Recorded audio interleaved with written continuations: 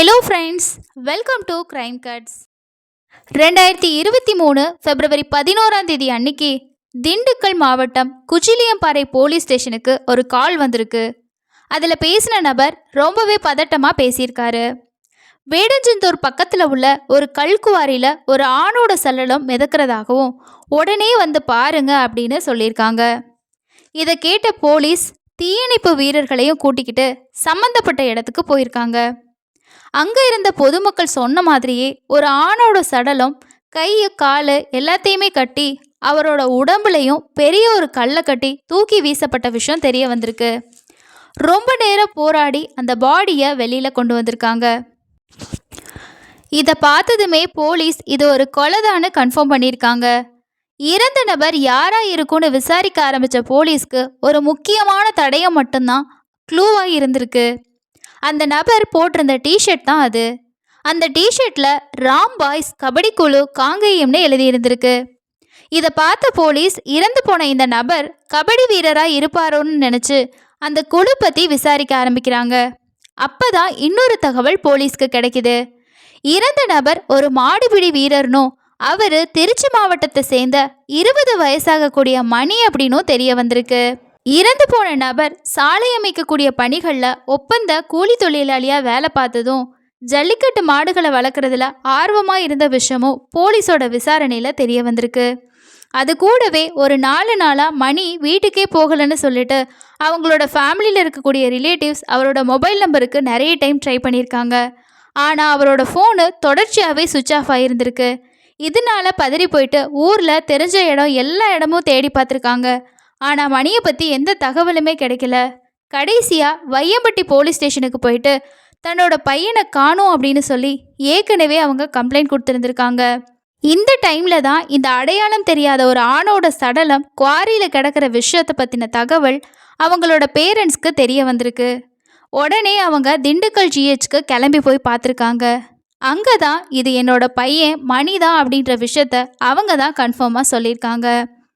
So இதை தெரிஞ்சுக்கிட்ட police என்ன நினைக்கிறாங்கன்னா, ஜல்லிக்கட்டு வீரராக இருக்கிறதுனால போட்டியில் ஏற்பட்ட ஏதாவது முன்விரோத காரணமாக யாராவது இவரை கொலை பண்ணி இங்கே கொண்டு போட்டிருப்பாங்களா, இல்லை வேறு ஏதாவது காரணமாக இருக்குமா அப்படின்ற மாதிரி பல கோணங்களில் இந்த விசாரணையை போலீஸ் தொடர்ந்து பண்ணிட்டு இருந்திருக்காங்க. இதில் கடைசியாக மணி கூட கான்டாக்டில் இருந்தவங்களோட லிஸ்ட்டை எடுத்து விசாரிக்கிறப்ப தான் இந்த கொலைக்கான காரணம் வெளிவர ஆரம்பிச்சிருக்கு. கள்ளக்காதலில் ஏற்பட்ட போட்டி காரணமாக தான் மணி கொலை செய்யப்பட்ட விஷயமும் இந்த விசாரணையில் தெரிய வந்திருக்கு. மணப்பாறை கருங்குளத்தை சேர்ந்தவர் 40 வயசாகக்கூடிய சுப்பிரமணி. இவர் சொந்தமாக ஹோட்டல் வச்சு நடத்திக்கிட்டு இருக்காரு. இவருக்கும் மூக்காய்ங்கிற லேடிக்கும் ரொம்ப வருஷத்துக்கு முன்னாடி கல்யாணம் ஆகியிருக்கு. இந்த தம்பதிக்கு 2 பசங்களும் இருக்காங்க. இவங்களோட லைஃபு எந்த பிரச்சனையும் இல்லாமல் ரொம்ப நல்லாவே போய்கிட்டு இருக்கப்ப தான் சுப்பிரமணி தன்னோட ஹோட்டலை கொஞ்சம் பெருசு பண்ணலாம் அப்படின்னு நினச்சி கரூரை சேர்ந்த பாலசுப்ரமணி அப்படிங்கிறவர்கிட்ட 10 லட்சம் கடனாக வாங்கியிருக்காரு. வாங்கின கடனுக்கு ஆரம்பத்தில் கரெக்டாக வட்டி காசை கொடுத்துட்டு இருந்திருக்காரு சுப்பிரமணி. அதுக்கப்புறமா பணம் கொடுக்கறதுல கொஞ்சம் பிரச்சனை இருந்ததா தெரிய வந்திருக்கு.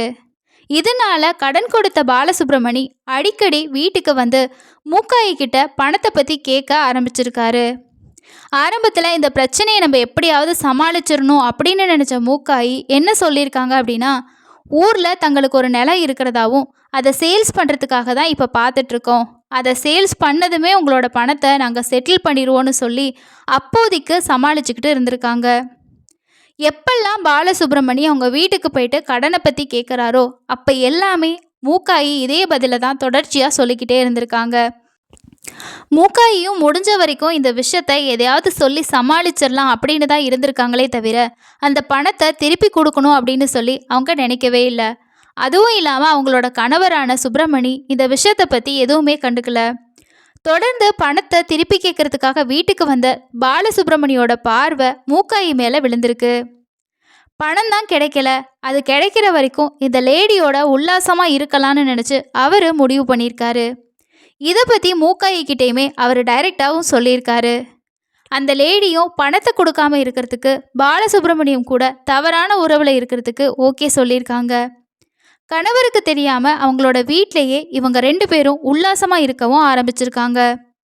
பாலசுப்ரமணியும் அடிக்கடி மூக்காயியை பார்க்கறதுக்காகவே அந்த ஊருக்கு வந்துட்டு போயிட்டு இருந்திருக்காரு. அப்படி வர்றப்ப தான் கருங்குளத்தை சேர்ந்த மாடுபிடி வீரராக இருக்கக்கூடிய மணி கூட இந்த பாலசுப்ரமணிக்கு பழக்கம் ஏற்பட்டிருக்கு. அடிக்கடி கருங்குளத்துக்கு வர்றப்ப எல்லாமே இந்த மணியும் பாலசுப்ரமணியும் பார்த்து பேசிட்டு தான் போயிட்டு இருந்திருக்காரு. இவங்களோட ரிலேஷன்ஷிப் இப்படியே போய்கிட்டு இருக்கப்ப தான் ஒரு நாள் மூக்காயி தன்னோட கள்ளக்காதலனான பாலசுப்ரமணி கிட்ட என்ன சொல்கிறாங்க அப்படின்னா, தன்னோட கணவருக்கு பூர்வீக சொத்து நிறைய இருக்குது, அவர் உயிரோடு இருக்கிற வரைக்கும் நாம் சந்தோஷமாக இருக்கவே முடியாது, எவ்வளோ நாளைக்கு தான் நம்ம பயந்து பயந்து இப்படி மறைஞ்சு மறைஞ்சு இருக்க முடியும், அவரோட கதையை நம்ம முடிச்சிட்டோம் அப்படின்னா சொத்து எல்லாமே நம்மளோட கைக்கு வந்துடும், அதுக்கப்புறமா நம்ம ரொம்ப ஜாலியாக சந்தோஷமாக இருக்கலாம், எந்த பிரச்சனையும் இல்லாமல் இருக்கலாம்னு சொல்லி பாலசுப்ரமணியம் கிட்ட சொல்லியிருக்காங்க. அவரும் இதை கேட்டு இவ சொல்கிறது எல்லாமே சரிதான்னு சொல்லி அதுக்கான முயற்சிகளை எடுக்க ஆரம்பிச்சிருக்காரு.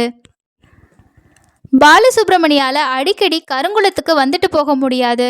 ஸோ தன்னோட கள்ளக்காதலிக்கு தேவையான எல்லா விஷயத்தையுமே பண்ணி கொடுக்கறதுக்கு தன்னோட ஃப்ரெண்டான மணியை தான் யூஸ் பண்ண ஆரம்பிச்சிருக்காரு. இங்கே தான் பாலசுப்ரமணி எதிர்பார்க்காத ஒரு விஷயம் நடந்திருக்கு. மணி மூலமாக மூக்காய்க்கு தேவையான பணம், ஃபோன் எல்லாத்தையுமே பாலசுப்ரமணி வாங்கி கொடுத்து அனுப்பியிருக்காரு. இது எல்லாத்தையும் கொடுக்க போன மணி மூக்காயி கூட ரொம்பவே நெருக்கமாக ஆரம்பிச்சிருக்காரு. பாலசுப்ரமணிக்கு தெரியாமல் மணியும் மூக்காயியும் உல்லாசமாக இருக்க ஆரம்பிச்சிருக்காங்க. பாலசுப்ரமணி மூக்காயிக்காக வாங்கி கொடுத்த செல்ஃபோனை கூட மணி யூஸ் பண்ணுறதை பார்த்து அவரே ரொம்ப ஷாக் ஆகியிருக்காரு. இதை பற்றி மூக்காயி கிட்ட கேட்டதுக்கு அவங்க என்ன சொல்லியிருக்காங்கன்னா, மணியோட ஃபோனு ரிப்பேர்னு சொன்னாங்க, ஸோ அதனால கொஞ்ச நாள் யூஸ் பண்ணட்டுமே அப்படின்னு தான் கொடுத்தேன், மற்றபடி வேறு ஒன்றுமே இல்லை அப்படின்னு சொல்லி சமாளிக்கவும் செஞ்சுருக்காங்க. மூக்காயி மணியோட இல்லீகல் ரிலேஷன்ஷிப் பாலசுப்ரமணிக்கு தெரியாமல் ஒரு பக்கம் போய்கிட்டு இருக்கப்போ, இன்னொரு பக்கம் மணி தன்னோட ஃப்ரெண்ட்ஸ் மூலமாக மூக்காயியோட கணவரை கொலை பண்ணுறதுக்கான வேலையை பார்க்குறேன், அவங்க எல்லாருமே மதுரையில் இருக்காங்க, ஸோ பணத்தை கொடுத்துட்டோம் அப்படின்னா என்னோடய ஃப்ரெண்ட்ஸு இந்த வேலையை கச்சிதமாக முடிச்சிடுவாங்க அப்படின்னு சொல்லி பாலசுப்ரமணிக்கிட்டேருந்து 50,000 காசும் வாங்கியிருக்காரு.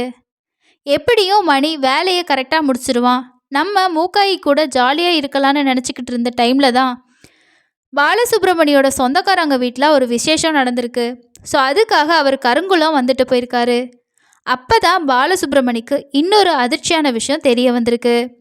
மணிக்கும் மூக்காய்க்கு இடையில திருமணத்தை தாண்டின ஒரு தவறான உறவு இருக்க விஷயமும், கணவரோட கதையை முடிச்சதுக்கப்புறமா அந்த சொத்து எல்லாம் நம்ம வாங்கிட்டு 2 பேரும் சந்தோஷமாக இருக்க போகிறதா அவங்க 2 பேரும் திட்டம் போட்டிருக்க விஷயமும் பாலசுப்ரமணிக்கு தெரிய வருது.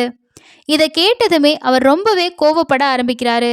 நம்மளோட காசையே வாங்கிக்கிட்டு இப்படி பண்ணுறாங்களா, மணியோட கதையை உடனே முடிக்கணும் அப்படின்னு சொல்லி அவர் பிளானும் போட ஆரம்பிச்சிருக்காரு. இவங்களோட பிளான் படி மணிக்கு கரூரில் வேலை வாங்கி தரதா சொல்லிட்டு மணிக்கு கால் பண்ணி அவரை கூப்பிட்ருக்காங்க. ஸோ இவரும் நமக்கு எப்படியும் பாலசுப்ரமணி ஒரு வேலை வாங்கி கொடுத்துருவாரு, நம்மளுக்கு பிரச்சனை இல்லை அப்படின்னு நினச்சி இவங்களோட சூழ்ச்சி பற்றி தெரியாமல் மணியும் கிளம்பி அவங்க சொன்ன இடத்துக்கு போயிருக்காரு. கரூருக்கு போகிறதுக்கு முன்னாடி நம்ம மது குடிச்சிட்டு போகலாம், காரில் தானே போகிறோம் அப்படின்னு பாலசுப்ரமணி சொன்னதை கேட்டு மணியும் சரின்னு சொல்லியிருக்காரு. ஒரு இடத்துல மது வாங்கிட்டு வந்து எல்லாரும் குடிக்க ஆரம்பிச்சிருக்காங்க. இந்த டைமில் தான் மணிக்கு அதிகமாக மதுவை ஊற்றி கொடுத்து அவரை நல்லாவே போதை ஏற்றி விட்டுருக்காங்க. போதையில் என்ன நடக்குது அப்படின்னு தெரியாமல் இருந்த மணியை பாலசுப்ரமணியோட பையனான பரத்ராஜும் அவனோட ஃப்ரெண்டாக இருக்கக்கூடிய ரமேஷும் சேர்ந்து கழுத்தை நெரிச்சு கொலை பண்ணியிருக்காங்க. இதில் இந்த மணி அந்த சம்பவ இடத்துலையே துடிச்சு இறந்தும் போயிருக்காரு.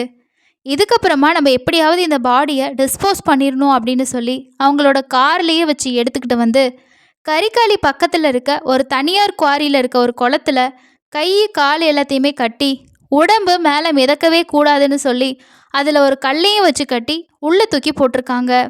அதுக்கப்புறமா அங்கே இருந்து 4 பேரும் தப்பிச்சு போயிருக்காங்க.